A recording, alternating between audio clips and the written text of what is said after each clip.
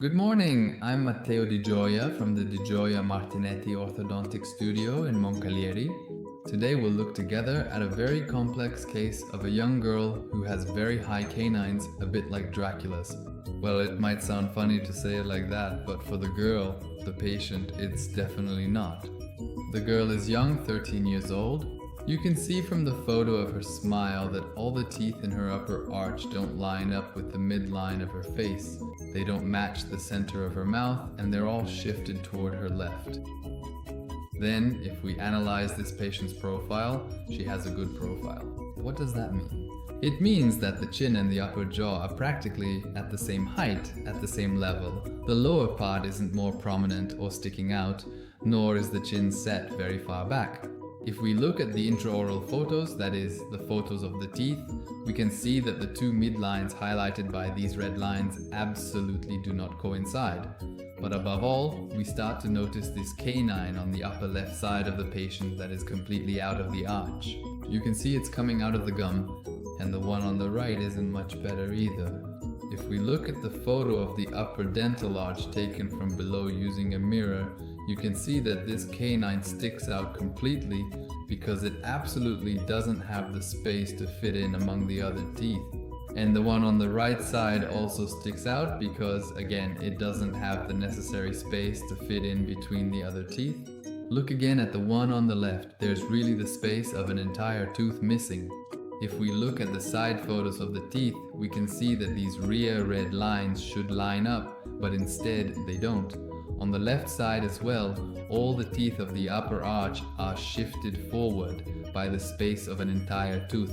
That's why this tooth doesn't know where to go, because its space is occupied by this other tooth. Here at the Di Gioia Martinetti practice, we try as much as possible to manage orthodontic treatments without extractions, because whenever possible, in the vast majority of cases, we prefer to keep the teeth in the mouth. We might opt for treatments that are a bit more challenging for us to plan and perhaps a little longer, but this way we preserve all of the patient's teeth so they can keep them for their entire life.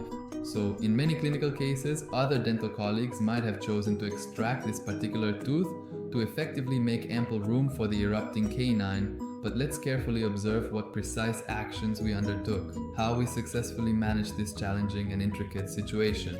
The teeth in the lower arch are simply a bit misaligned. These are the patient's records, the panoramic and the lateral X-ray, in other words, other essential diagnostic elements needed to properly formulate a treatment plan to resolve everything. You can see that the upper left canine, the one that's completely out of place, really doesn't have any space to fit in. It should fit between the premolar and the lateral incisor, but there isn't any space for it to go. So what do? We go ahead and create that space.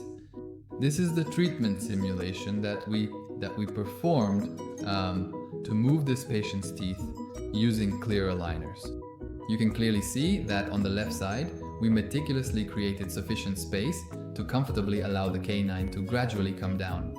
And concurrently, on the right side, we also carefully moved the adjacent teeth slightly back to effectively gain more essential space for that particular canine, which in its original state genuinely did not fit correctly. On the bottom, we simply aligned the teeth. What happens next? This patient had, you can see in the mouth, these are the attachments we used, those little drops of transparent resin that help the aligner fit on top, creating that system of forces that in the patient's mouth moves the teeth. She still had some baby teeth because we wanted to shake things up a bit, also encouraged by her family to improve this situation. It's a baby tooth that, when it falls out, forces us to stop and take new photos and impressions in order to continue aligning the teeth. You can see that on the left side, spaces are starting to open up because these teeth are moving backward, just as we saw in the simulation. So these spaces open up.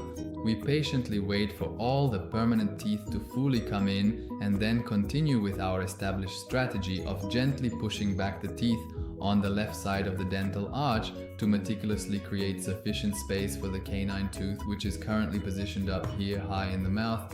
Gradually, through a carefully considered and in any case a highly complex and intricate treatment plan design, we precisely move the teeth so that they all shift almost like a synchronized dance in order to finally open up the necessary space for the upper left canine. This is aligner 44. This is a long case that actually requires more than 90 aligners, but it is also a very complex treatment that involves the use of elastics, some buttons that are glued onto the teeth, and attachments, which are these little drops of resin that create this effect when covered by the aligners. Gradually, all of this, the aligners on the teeth, together with the use of elastics hooked onto these buttons, allows us to move the teeth here.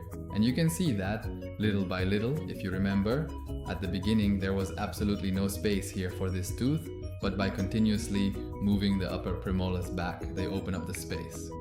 We continue our treatment. There is perfect tracking, which means there is a perfect fit between the teeth and the aligners. But we're a bit unlucky because while we're creating space for this canine, it comes down, since the upper canine, if it has space, will descend spontaneously. But it doesn't fit into the aligner, but